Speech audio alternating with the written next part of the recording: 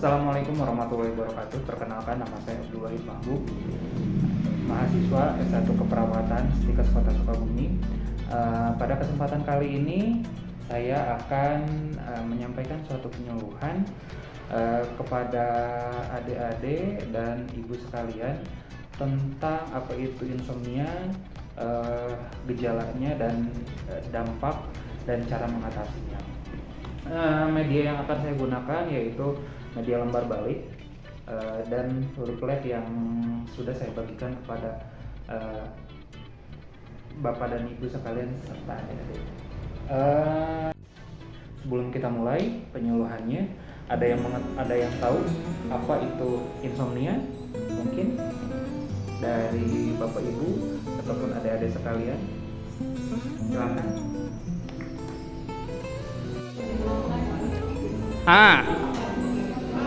Misalnya itu Kebanyakan begadang. Mungkin ada yang bisa menjawab apa itu insomnia? Ya, Neng, apa?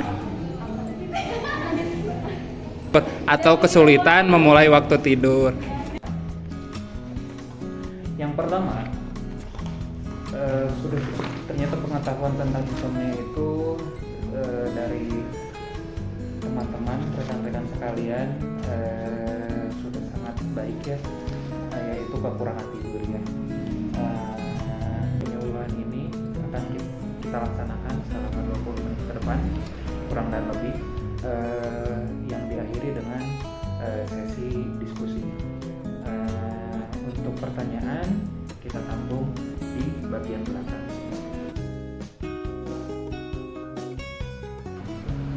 Baik, kita mulai proses penyuluhannya. Insomnia adalah suatu keadaan ketika seseorang mengalami kesulitan untuk tidur dengan nyenyak.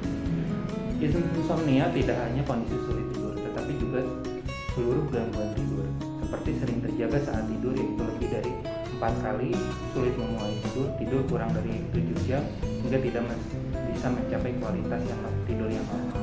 Meskipun kebutuhan tidur pada setiap orang berbeda-beda, namun secara rata-rata kebutuhan tidur manusia adalah 7 jam.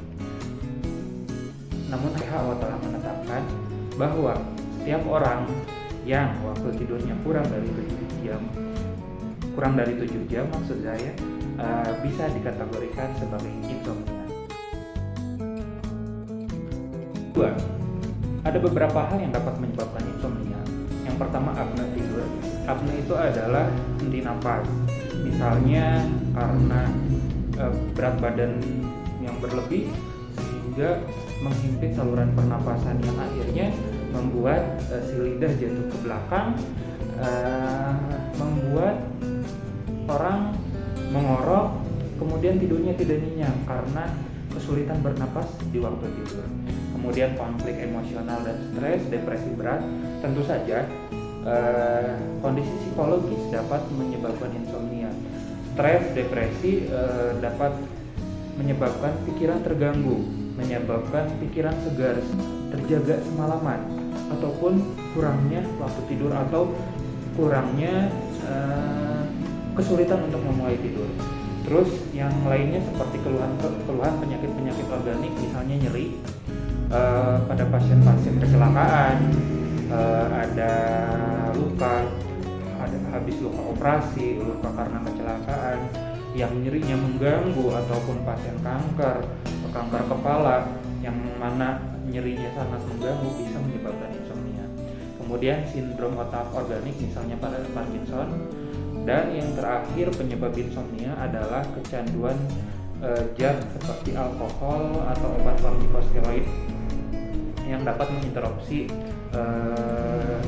zat-zat yang harusnya membantu proses tidur dengan lelap. Makanya pada pecandu alkohol, pada orang yang mengkonsumsi obat-obatan kortikosteroid, salah satunya adalah obat antiretroviral yang di dalamnya itu biasanya terdapat kortikosteroid atau obat-obat pasien HIV. Mereka harus minum obat itu ketika sudah dirasa mengantuk, karena kalau dibiarkan ada efek dari obatnya yang membuat mereka terjaga, akhirnya mereka malah akan tidak bisa tidur. Dan kalau dalam hal ini jika dibiarkan terus-menerus, takutnya akan mengganggu sistem imun. Apabila insomnia ini dibiarkan terus-menerus, terutama pada pasien HIV, dapat mengganggu menurunkan sistem daya tahan tubuh. Padahal ART itu ditujukan untuk menaikkan sistem daya tahan tubuh. Tanda dan gejala insomnia. Ada banyak tanda dan gejala insomnia. Yang pertama yaitu perasaan sulit tidur, bangun tidak diinginkan. Perasaan sulit tidur ini dijelaskan bahwa orang itu memulai sulit, tidak ada rasa mengantuk, yang akhirnya menyebabkan dia bisa begadang semalaman ataupun beberapa jam, yang mengganggu waktu tidurnya. Padahal waktu tidur itu sendiri dibutuhkan sebagai waktu untuk menukar hemoglobin bersirkulasi, menukarkan CO2 dengan oksigen, dan memperbarui sel-sel darah merah, yang menyebabkan bisa wajah terlihat lebih pusat karena suplai oksigen di kulit ataupun di wajahnya itu kurang, yang menyebabkan si orang tersebut yang mengalami insomnia akan terlihat lebih kusam. Salah satunya yaitu dengan munculnya kantung mata ataupun matanya menjadi ada guratan hitam di sekeliling matanya. Terus kurang energi dan lemas jelas karena perasa tidak terganggunya waktu tidur, cemas berlebihan tanpa sebab, gangguan emosional. Insomnia dapat menyebabkan mengganggu konsentrasi sehingga dapat menyebabkan terjadinya cemas yang berlebihan dan gangguan emosional. Mudah lelah, penglihatan kabur jelas karena matanya tidak diistirahatkan dengan baik, koordinasi gerak anggota tubuh yang terganggu. Tentu saja insomnia dapat menurunkan konsentrasi sehingga koordinasi gerak anggota tubuh yang terganggu, gampang tersandung segala macam. Berat badan turun drastis seperti tadi dijelaskan di awal. Ketika tidur, sel darah merah itu bertukar dengan CO2, memperbarui sel-sel darah merah. Jika si orang yang keseringan begadang, proses pertukaran oksigennya ini terganggu, maka berat badannya juga pasti akan menurun, anemia dan gangguan gizi yang lainnya. Gangguan pencernaan secara khusus dia akan sudah menjadi ketentuan bahwa organ pencernaan ini akan membersihkan dirinya sendiri setiap pagi setelah bangun tidur. Jika seseorang mengalami insomnia yang begadang semalaman, sistem pencernaannya ini merasa tertipu bahwa dia belum tidur sama sekali, sehingga gangguan pencernaannya itu bisa terganggu, bisa menyebabkan konstipasi ataupun susah buang air besar dan ataupun mencret. Ya, fobia malam hari, terus ketergantungan obat tidur. Banyak orang yang mengalami insomnia selama dalam waktu tertentu, akhirnya memilih meminum obat-obat yang dapat membuat tidur, yang mana jika dikonsumsi dalam waktu lama ini dapat menyebabkan ketergantungan.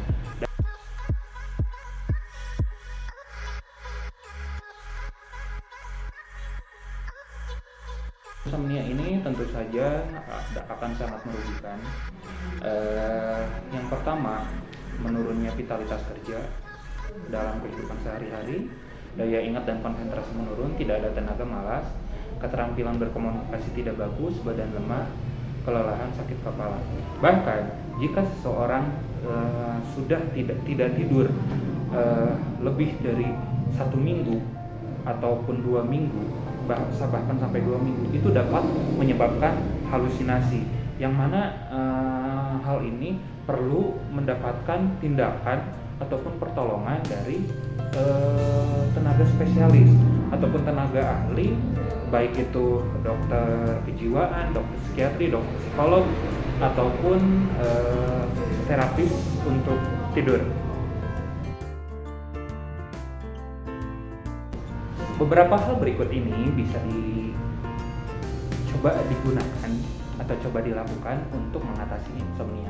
Pertama, ciptakan lingkungan yang tenang dan aman untuk tidur dengan merapihkan tempat tidur terlebih dahulu sebelum tidur, ataupun menggunakan wewangian, ataupun misalnya memang tidak nyaman dengan wewangian tidak perlu, atau tidur dengan sirkulasi udara yang cukup, tidak terlalu panas, tidak terlalu dingin. Gunakan selimut ataupun penutup badan yang lainnya. Gunakan baju tidur yang nyaman dan tidak bisa membuat berkeringat ataupun terasa panas seperti itu. Kemudian di siang hari bisa juga kita dengan rutin berolahraga. Namun olahraga ini harus dicatat, olahraga untuk mengatasi insomnia ini kalau bisa dilakukan 6 jam sebelum waktu tidur. Jika waktu tidur kita jam 9 malam, olahraga minimal dilakukan, maksimal dilakukan jam 3 sore. Ya, apa?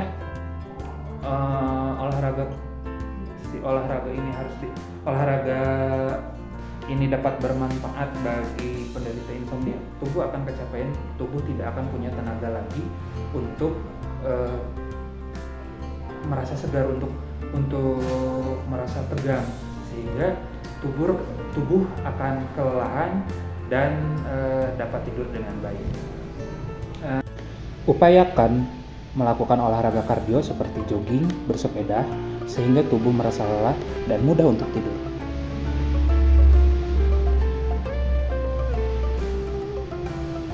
Mandi dengan air hangat sebaiknya dilakukan 1 atau 2 jam sebelum tidur. Kemudian hindari stres dengan berzikir, beribadah, berbelanja, melakukan hobi yang lain, mungkin menonton ataupun membaca buku sebelum waktu tidur. Kemudian hindari penggunaan obat tidur jangka panjang. Jika Anda sudah terlanjur konsumsi obat tidur 1 hari 2 hari, di hari ketiga sebaiknya dihentikan. Jika masih ada perasaan untuk memanfaatkan efek sisa dari obat tidur tersebut agar dapat tidur di hari ketiga ataupun hari berikutnya. Kemudian digunakan teknik relaksasi dengan tarik nafas dalam, ataupun misalnya memasang diffuser di kamar segala macam ya. Hindari terlalu banyak mengkonsumsi kafein. Kafein ini dapat memperlebar pembuluh darah dari jantung ke otak, sehingga sirkulasi darah ke otak ini akan berjalan terus-menerus, yang menyebabkan otak segar dan kesulitan untuk tidur. Kemudian yang terakhir, atur jam tidur. Tentukan batasan antara waktu bekerja dan istirahat. Imbangi dengan melakukan hobi ataupun hal-hal yang disukai. Kita harus bisa membagi waktu, kapan waktu untuk beraktivitas, kapan waktu untuk mengerjakan tugas, kapan waktu untuk bekerja, kapan waktu untuk mengerjakan hobi, dan harus diimbangi dengan istirahat yang cukup.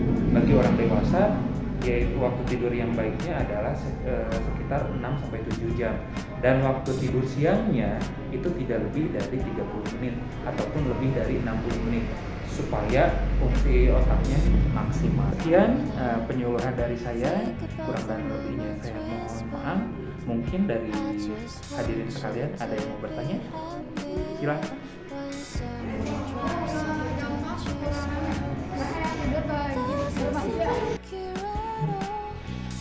Baik, akan saya jawab pertanyaannya.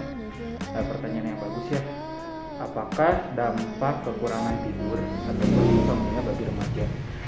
Remaja rata-rata membutuhkan waktu untuk tidur itu antara 7 sampai 8 jam. Agar apa? Agar konsentrasinya bagus, tadi sel-sel pertukaran sel-sel darah merahnya optimal. Sehingga kalau misalnya bagaimana apa yang terjadi kalau sel-sel darah merahnya ini berkurang, konsentrasinya menurun? Tentu saja prestasi belajarnya akan kurang, terus terganggunya aktivitas dan lain sebagainya.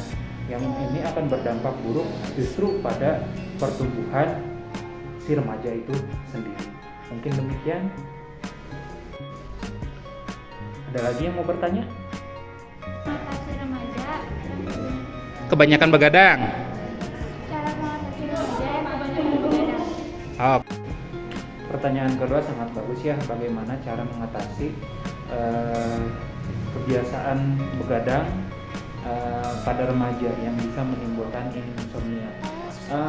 Yang paling mungkin bisa dilakukan melihat situasi remaja saat ini, yang mana situasi remaja saat ini itu sudah terpapar dengan media sosial, internet segala macam yang menyebabkan mereka curi-curi waktu untuk begadang atau terjaga lebih lama.